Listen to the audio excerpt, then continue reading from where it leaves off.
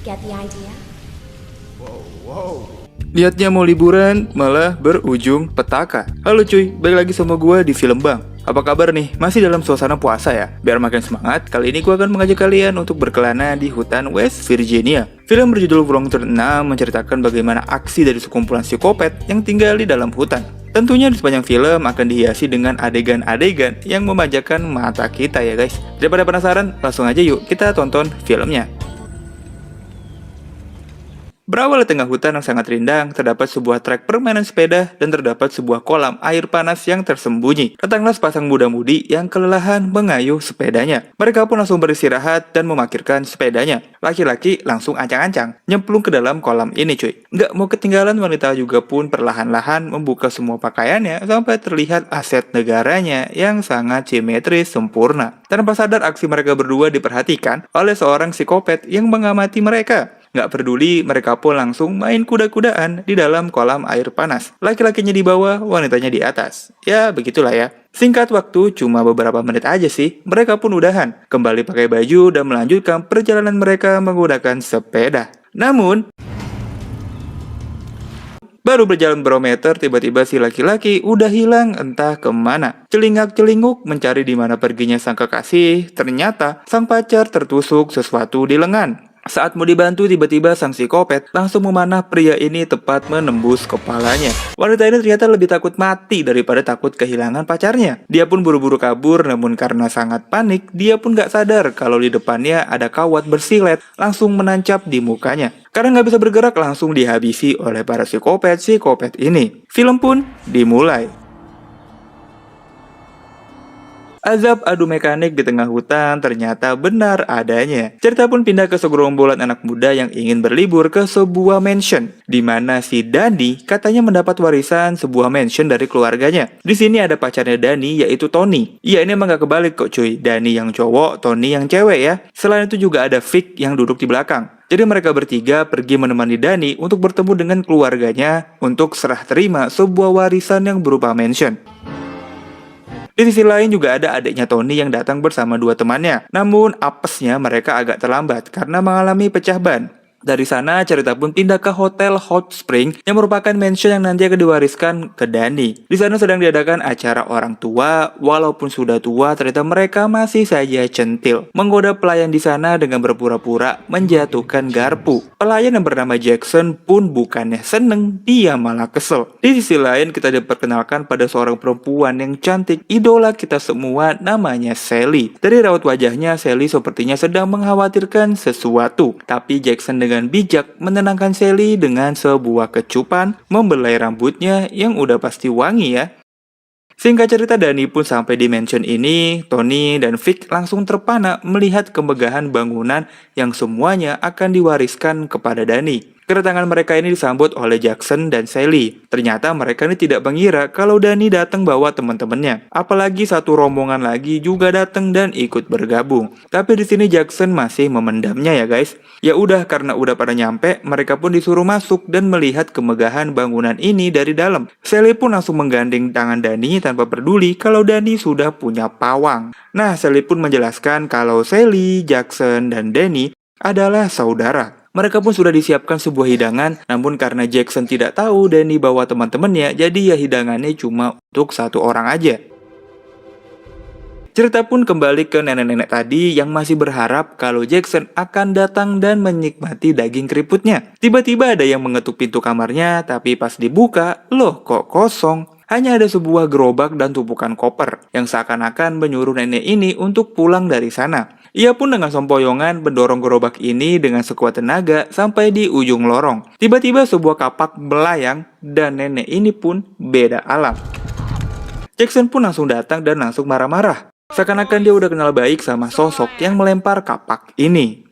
Di sisi lain, para anak-anak muda ini pun lanjut berkeliling melihat betapa megahnya mansion ini. Apalagi di belakang mansion ada pemandian air panas, mereka pun langsung nyebur menikmati kolam yang sangat hangat ini. Di dalam hati, Denny pun mulai membayangkan semua ini akan jadi miliknya. Ia pun sampai mencium mesra pacarnya sebagai rasa syukur. Tapi dari kejauhan, Sally ternyata cemburu melihat Dani bertukar jigong dengan Tony. Singkat cerita, di tengah malam, Jackson berjalan sendirian menembus dinginnya hutan. Di sana, ia bertemu dengan para psikopat. Jackson marah-marah pada mereka karena mereka tidak sabaran dalam bertindak. Jackson meminta mereka untuk lebih sabar dalam menghabisi calon korban lainnya. Anehnya, para psikopat ini nurut-nurut aja sama apa yang Jackson katakan. Di keesokan paginya, Tony melihat saat Jackson membersihkan bekas darah dari nenek yang kemarin. Tapi di sini Tony masih biasa aja, dia tidak sadar kalau itu adalah bekas darah. Sementara di kamarnya, adik Tony malah kegirangan karena menemukan mainan getar milik kakaknya. Dia pun langsung berfoto sambil memegang mainan ini layaknya sebuah piala. Dari sana mereka semua pun berkumpul,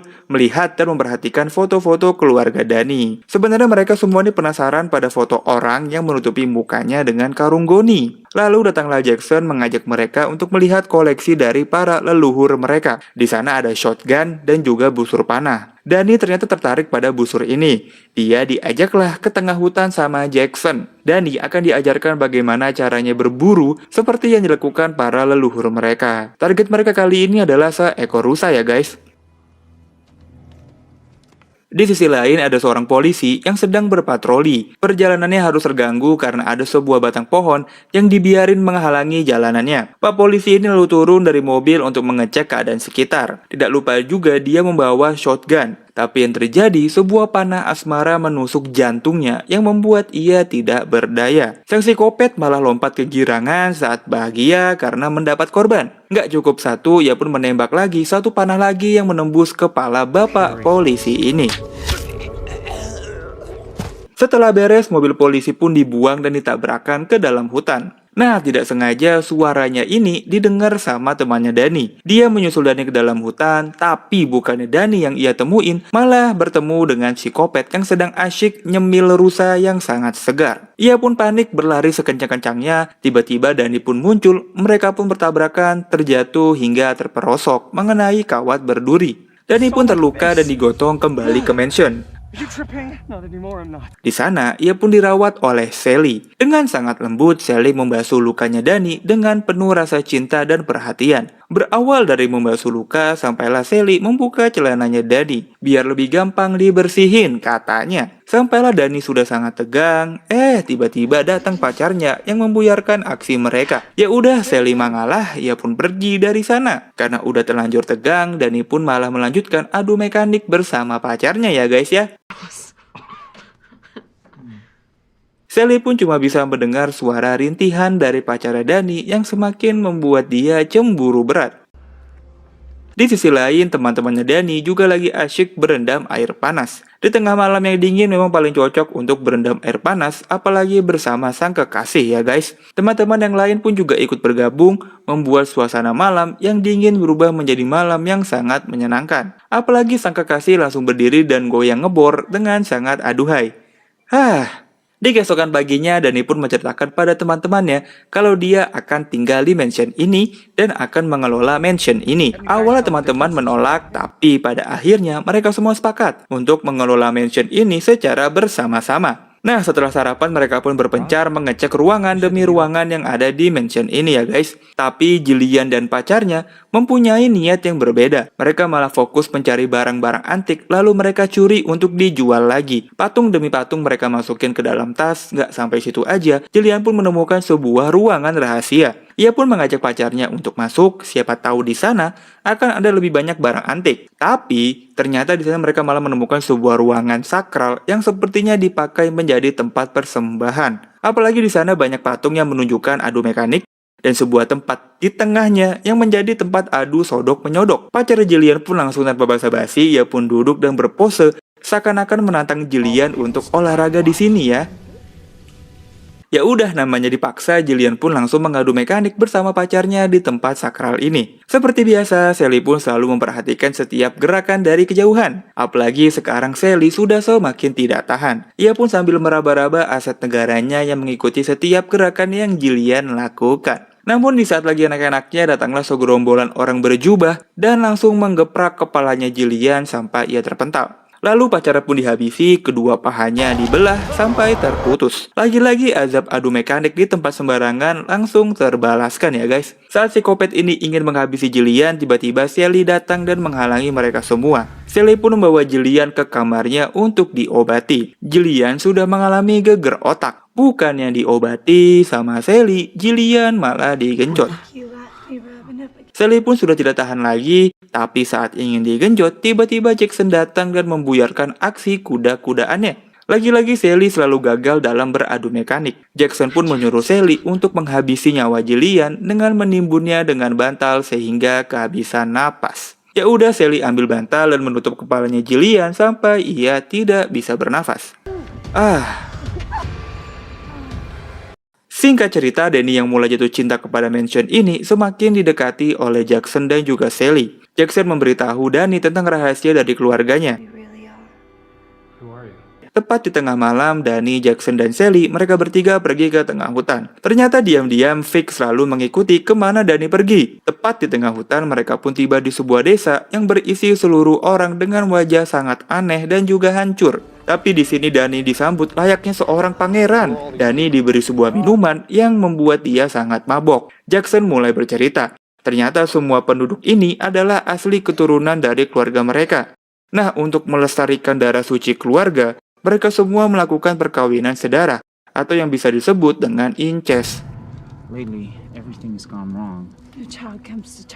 Dari kejauhan, Vic yang sedang mengawasi Danny pun malah ketahuan oleh seorang psikopat. Dia pun dibawa ke tengah-tengah untuk dijadikan makanan para warga di sana. Di sini Danny yang sudah mabuk, dia nggak sadar kalau temennya dijadikan ayam geprek yang nanti akan dihidangkan untuk warga-warga di sini. Bukan cuma warga aja, tapi Danny juga dipaksa mencicip temannya sendiri. Danny pun ya udah, dia mah nurut aja, dia nikmatin darah temannya sendiri. Akhirnya Sally pun mendapatkan apa yang ia idam-idamkan. Dengan tarian yang sangat menggoda sambil diiringi api unggun dan tepuk tangan warga setempat, Sally pun adu mekanik bersama Danny. Pokoknya sangat meriah lah cuy. Bermain kuda-kudaan sambil ditonton para warga yang memakan daging temannya Danny. Anjir. Di keesokan paginya, Tony pun kebingungan mencari di mana pacarnya. Setelah mencari kemana-mana, Danny pun muncul dengan keadaan setengah sadar. Lalu dia pun tidur. Ya udah, mereka pun tenang karena Danny sudah mereka temukan. Perut mereka pun keroncongan, ya udah mereka pun pergi ke dapur cari makanan. Bukannya makanan yang mereka temukan, malah seonggok tubuh yang sedang dimasak oleh Jackson. Mereka pun kaget bukan main. Ternyata selama ini yang mereka makan adalah daging manusia. Apalagi mereka melihat pacara Jillian sudah beku di dalam freezer. Mereka pun kabur dari sana, namun mereka disambut oleh para psikopat yang siap menerjang mereka. Mereka dihadang tidak bisa kabur kemana-mana. Salah satu teman mereka jadi pahlawan untuk mengalihkan para psikopat ini. Sehingga Tony bisa kabur, ia pun mencoba melawan. Tapi ya sudah tentu, 1 lawan 3 membuat para psikopat dengan santai bisa menghabisi nyawanya. Ia pun disodok menggunakan air layaknya sapi gelonggongan. Sampailah perutnya meledak. Sungguh kreatif ya para psikopat ini. Yang tersisa hanyalah Tony dan juga adeknya. Di sini adek Tony sudah mengajak kakaknya untuk kabur dari mansion ini. Tapi karena besarnya rasa cinta, Tony malah lebih memilih mencari Danny. Tony pun meninggalkan adeknya untuk menyelamatkan Danny. Dia pergi ke ruang senjata untuk ngambil shotgun. Sementara itu adiknya Tony malah terkena jebakan kaki, membuat dengan mudah dia dihabisi oleh para psikopat dengan sebuah kapak. Panen. Tony membawa shotgun terus mencari Danny sampai ke ruang sakral. Di sana ia bertemu dengan Sally. Sally yang sudah habis digenjot tersenyum sangat bahagia. Apalagi dia menceritakan ke Tony bagaimana nikmatnya genjotannya Danny. Tony pun cuma bisa geleng-geleng tidak percaya apa yang Sally katakan. Tony pun malah mengejek Sally yang membuatnya jadi emosi. Mereka pun lalu baku hantam layaknya para wanita, bermain jambak-jambakan sampai berguling-guling. Lalu saat wajah Tony mau dicelupkan ke air panas, Tony pun bisa comeback dan malah wajahnya Sally yang dicelupkan. Biar lebih epik, kakinya Sally ditembak hingga pincang. Nah, muncullah Danny yang menghentikan aksinya Tony. Tapi Jackson melihat Sally sudah cacat, berniat membunuh Tony. Tapi di sini Danny mencegah Jackson dan malah membiarkan Tony untuk kabur dari mansion ini. Bukannya kabur, Tony malah menghabisi Jackson. Dia geprek wajahnya sampai tidak karuan. Jackson pun tewas. Ya udah, Danny tidak punya pilihan lain, dia pun menodongkan shotgun pada Tony. Disuruh kabur kok malah membunuh Jackson.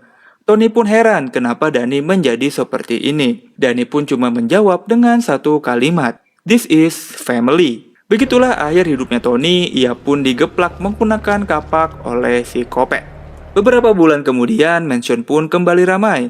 Mansion ini sekarang dikelola oleh Danny dan disewakan untuk acara pertemuan, reuni, dan juga pernikahan. Semua orang yang menyewa akan dihidangkan daging spesial, yaitu daging manusia. Nasibnya Tony sudah bisa kita lihat ya guys, dia juga dijadikan sebagai bahan makanan. Jackson sudah tewas, lalu siapa yang masak? Yang ternyata para psikopat inilah yang memasak makanan mengolah dari daging menjadi bakso. Di akhir film kita bisa melihat kalau Sally masih hidup walaupun dengan kondisi cacat. Sally dan Danny selalu berusaha untuk adu mekanik supaya mereka bisa mempunyai keturunan dan melanjutkan tradisi keluarga. Sally pun akhirnya bahagia karena bisa beradu mekanik setiap hari bersama pria yang ia cintai, yaitu saudaranya sendiri. Pesan yang kita bisa ambil dari film ini adalah berhati-hatilah saat makan di tempat orang. Bisa jadi itu bukanlah daging ayam, melainkan daging. Sudahlah cuy. Selain itu, janganlah bercocok tanam sembarangan, apalagi di tempat sakral. Karena bisa jadi ada azab yang mengintai kalian ya guys. Terima kasih yang udah nonton sampai habis. Gua cabut, like dan subscribe kalau kalian suka. Dan bye-bye.